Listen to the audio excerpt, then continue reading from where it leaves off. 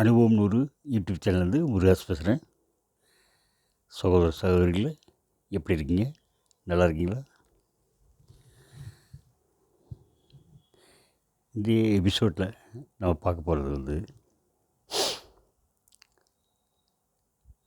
தொழிற்சாலை ஆய்வாளர், inspector of factories, அவருடைய ஃபேக்ட்ரி ரைடு. நான் இது கொண்ட விதம். நான் ஒரு 20 வருஷத்துக்கு முன்னாடி ஒரு ஃபேக்ட்ரி மேனேஜரில் ஜாயின் பண்ணேன். அவர் சேர்ந்து ஒரு மாதம் இருந்தேன். அதுக்கு முன்னாடி வீவிங் மேனேஜருங்கிற பொறுப்பில் இருந்தேன். அது ஒரு படி அதிகமாக முன்னேறி ஃபேக்ட்ரி மேனேஜர் அப்படின்ற பதவியில் ஒரு ஃபேக்ட்ரியில் ஜாயின் பண்ணேன். ஸோ அவங்க பொறுப்பு கூட. அந்த பதவிக்கு நாம் தகுதியானோன்னு தெரியல. அந்த தகுதி அப்புறம் வளர்த்துக்கிட்டேன். அப்படி இருக்கும்போது பார்த்திங்கன்னா, ஒரு நாள் சேர்ந்து ஒரு மாதம் இருக்கும். ஒரு நாள் ஒரு 3 வாகனம் ஒன்று பின்னா ஒன்று நின்றுச்சு. முதல் வாகனத்தில் இன்ஸ்பெக்டர் ஆஃப் ஃபேக்ட்ரிஸ் அவருடைய சகாக்களோடு வந்தார். ரெண்டாவது இதில் ஒரு ஜீப் இருந்துச்சு. ஜீப்பில் ஒரு உதவி காவல் ஆய்வாளரும் அவரோட ஒரு 4 கான்ஸ்டபிள்ஸ் வந்தாங்க. அடுத்து 3வது காரில் பார்த்திங்கன்னா மருத்துவர்கள் கொண்ட குழு 3 பேர் வந்தாங்க. நேராக ஒரு ஆய்வாளர் என்கிட்ட உங்கள் ஃபேக்ட்ரி செக் பண்ணுங்க, இன்ஸ்பெக்ஷனுக்கு வந்திருக்கோம் அப்படின்னாங்க. இதுக்கு என்னைய பேச விடல. என்கிட்ட எதுவும் பெர்மிஷனில் கேட்கல, கேட்க அவசியம் இல்லை. அவருக்கு பூரா அதிகாரம் இருக்கு இல்லையா ரைட் பண்ணுறது.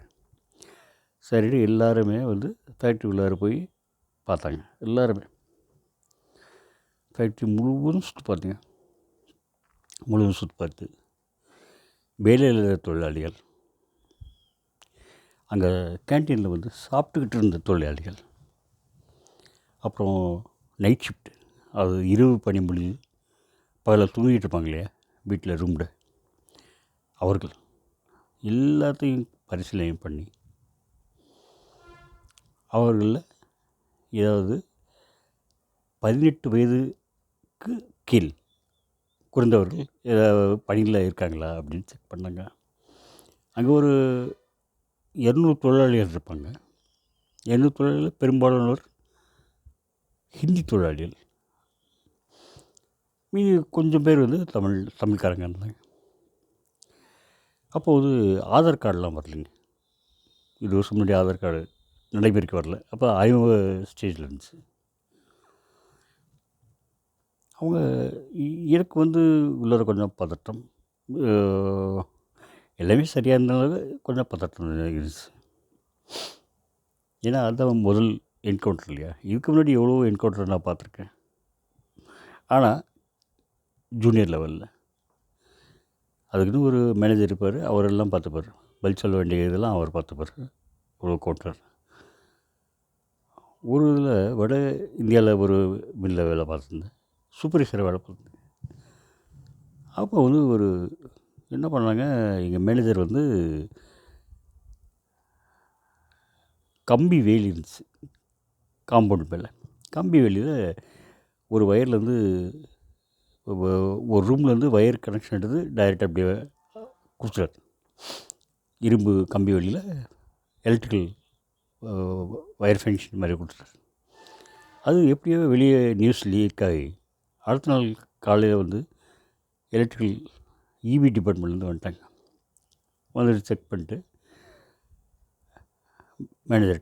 அந்த மேனேஜர்கிட்ட உடனே இந்த எலக்ட்ரிக்கல் இது எடுத்துங்க, இது பெரிய அஃபென்ஸு, எங்களுக்கு மேல் லெவல்லேருந்து யாராவது ரைடு வந்தாங்கன்னா நிச்சயமாக நிறுவனத்துக்கு பல லட்சங்கள் ஃபைன் விலகும், பெரிய சிக்கலாகிடும், உடனே கட் பண்ணிடுங்க அப்படின்னாரு. ஸோ அந்த மேலாளரும் கட் பண்ணிட்டார். உடனே கட் பண்ணார். சாரிங்க சார்ன்ட்டு கட் பண்ணிட்டார். ஆனால் அந்த இதில் என்னுடைய பங்கு எதுவும் இல்லை.